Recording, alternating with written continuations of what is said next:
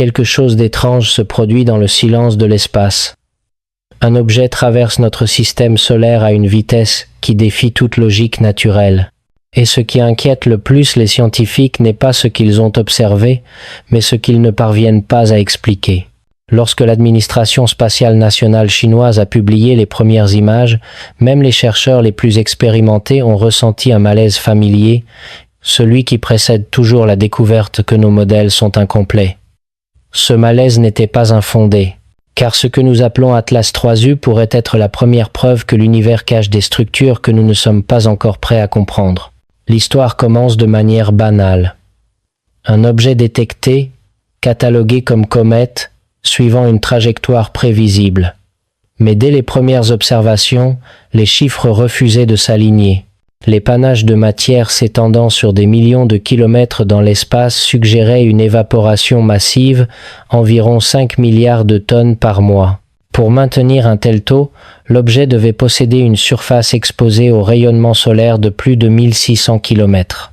Le problème, le télescope spatial Hubble a mesuré son diamètre réel. 6 km. Pas 23, pas même 10. 5,6. Cette discordance n'est pas une erreur de mesure, c'est une impossibilité mathématique. La surface nécessaire pour produire la quantité de matière observée est plus de 16 fois supérieure à sa surface réelle. Imaginez un robinet qui déverse plus d'eau qu'il n'en contient. Imaginez une bougie qui brûle plus de cire qu'elle n'en possède. C'est précisément ce que nous observons. Et cette anomalie ne peut pas être balayée par des hypothèses conventionnelles, même en supposant une porosité extrême ou une activité de surface inhabituelle. C'est ici que commence la fissure dans notre compréhension. Certains chercheurs commencent à poser la question interdite. Sommes-nous en train d'observer un type d'objet entièrement différent? Une structure rare et non classifiée? Quelque chose qui n'a pas encore de nom dans nos catalogues? Cette question ne vient pas de l'imagination débordante, mais de l'impasse des données. Lorsque les observations contredisent systématiquement la théorie, deux chemins s'ouvrent, nier les données ou repenser la théorie. L'histoire de la science nous a appris que le second chemin, bien que douloureux, est le seul honnête. Un scénario de sécurité scientifique a rapidement émergé. Atlas 3U se serait fragmenté lors de son périhélie, se divisant en d'innombrables petits fragments, augmentant ainsi considérablement sa surface totale exposée au rayonnement solaire. Cette explication était relativement cohérente avec ce que les télescopes ont observé par la suite. Une explosion violente d'activité, comme un feu d'artifice cosmique typique des comètes mourantes. Mais cette hypothèse devient immédiatement fragile si Atlas 3U ne s'est pas fragmenté. Et c'est là que la question la plus controversée se pose. Que se passerait-il si Atlas n'avait jamais été une comète? Alors les écoulements de gaz ne pourraient plus être expliqués par la sublimation de la glace sous la lumière solaire, mais devraient provenir d'un mécanisme complètement différent. Une source d'énergie propulsive qui prendrait une forme plus technologique que les processus naturels familiers en astronomie. Cette pensée n'est pas confortable. Elle force la communauté scientifique à envisager l'impensable.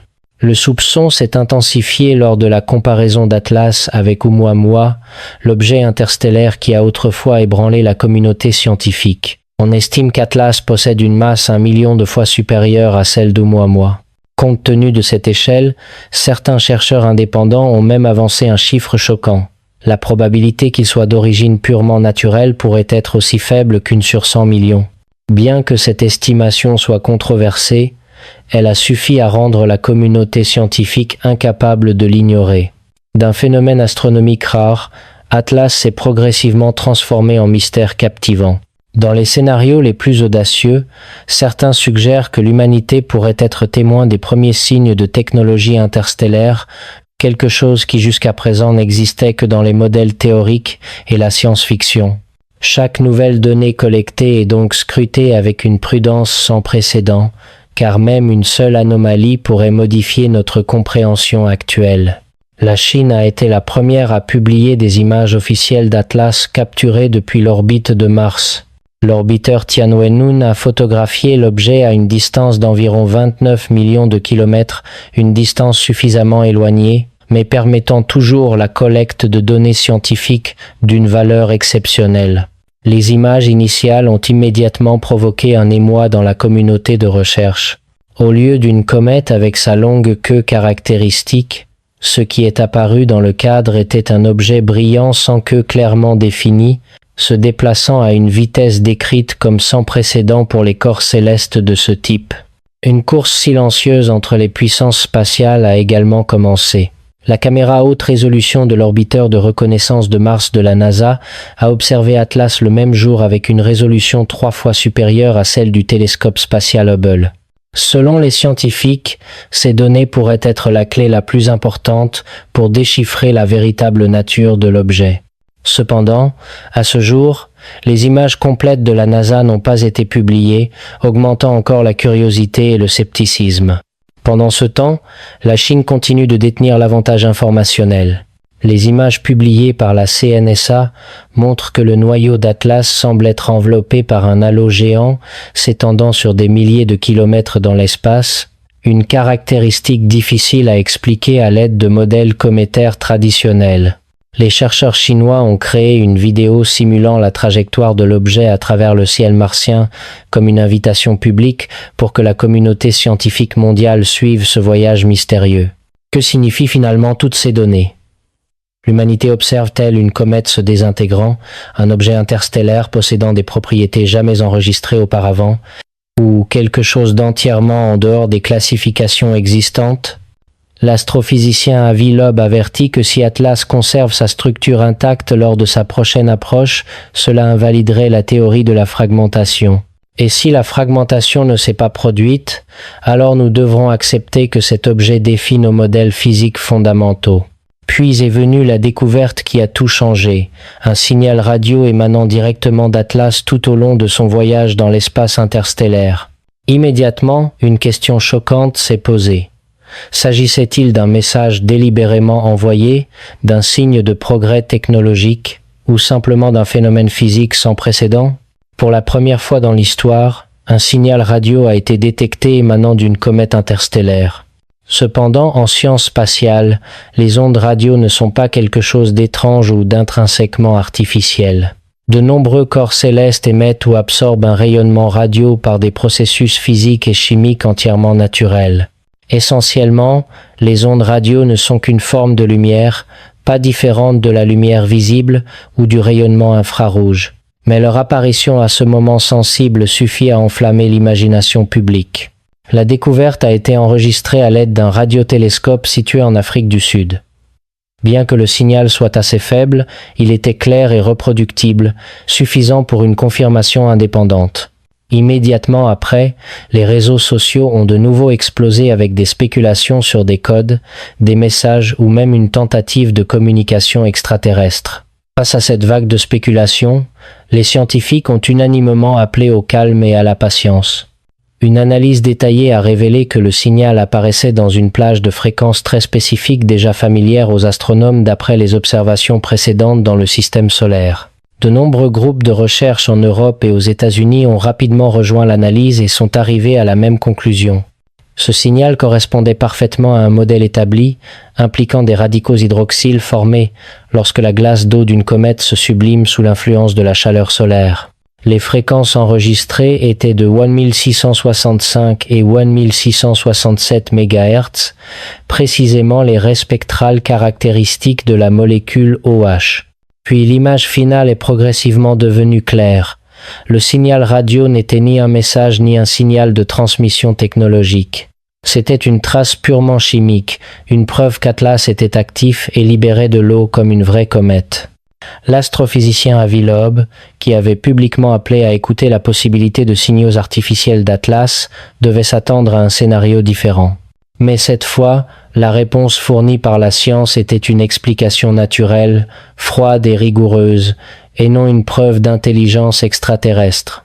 Même avant que le buzz entourant Atlas ne se soit calmé, un nouveau développement a agité la communauté astronomique mondiale.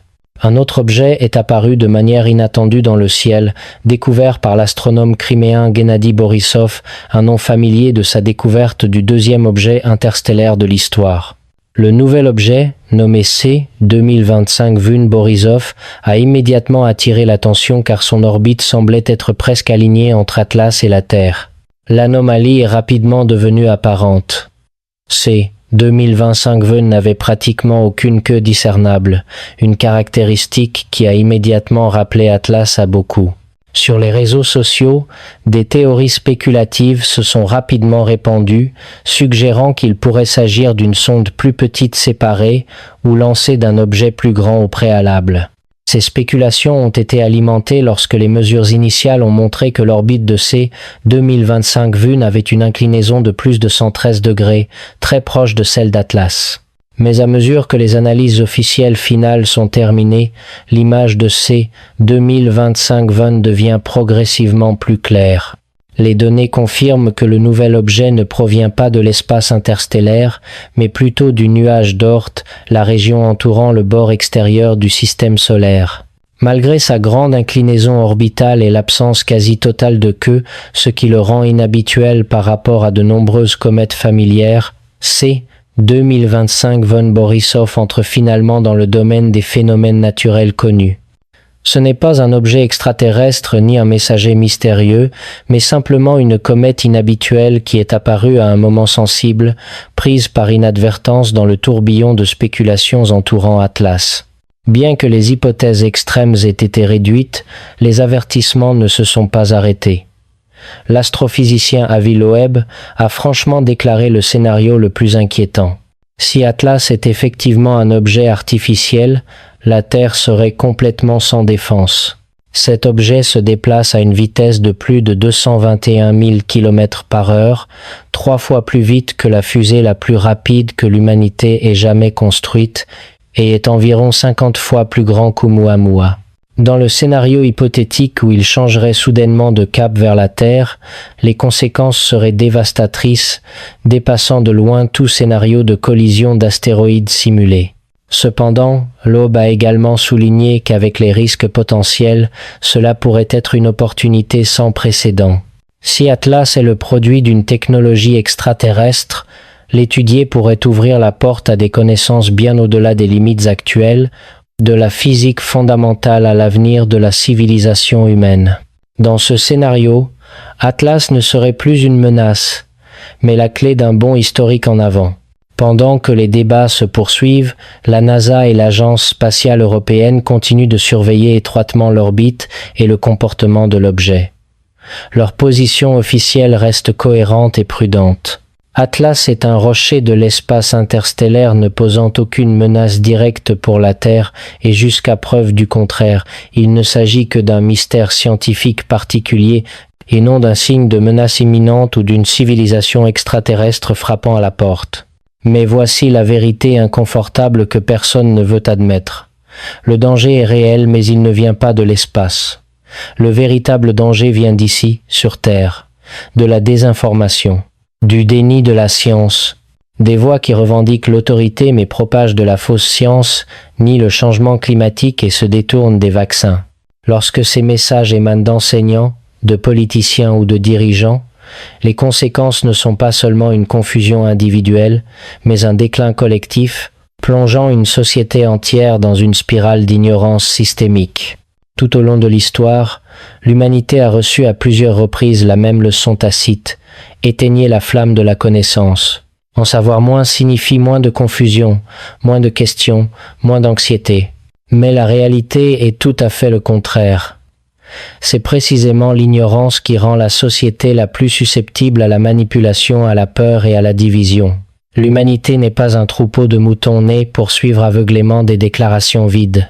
L'histoire d'Atlas est finalement plus que l'histoire d'un objet interstellaire mystérieux. C'est un miroir reflétant la façon dont l'humanité réagit à l'inconnu. Nous pouvons choisir le chemin de la panique, des théories du complot et du déni scientifique, ou nous pouvons choisir le chemin le plus difficile, la patience, le scepticisme sain et le respect des données. L'univers ne nous menace pas avec son mystère. C'est la façon dont nous traitons la connaissance qui détermine notre avenir. Atlas être pas une menace extraterrestre. Être n'est-il qu'une comète inhabituelle. Mais ce qu'il révèle est bien plus profond qu'une simple classification astronomique. Il révèle notre relation avec l'incertitude, notre capacité à tolérer le doute, notre volonté de reconnaître que l'univers pourrait ne pas se conformer à nos attentes. Et c'est précisément dans cette fissure entre ce que nous savons et ce que nous ne comprenons pas encore que réside le véritable progrès. Car la science n'est pas une machine qui produit des certitudes, c'est un organisme qui apprend de ses erreurs. Et en ce moment même, elle se tient devant son plus grand miroir cosmique, non pas à cause de ce qu'Atlas a révélé, mais à cause de tout ce qu'il n'a pas encore expliqué.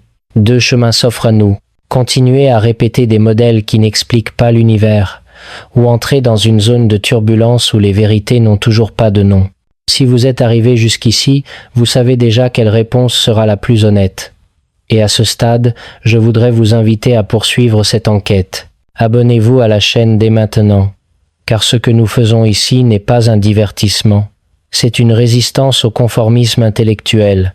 Aimez la vidéo, commentez votre réflexion la plus dérangeante. Partagez ce contenu avec ceux que vous connaissez et qui ont le sentiment que le monde n'est pas ce qu'il semble être. C'est la fin de la vidéo, mais cela pourrait être le début de quelque chose de bien plus inquiétant. Car au fond de nous, l'objet qui traverse notre système solaire pourrait être le même qui nous pousse à questionner tout ce que nous pensions savoir.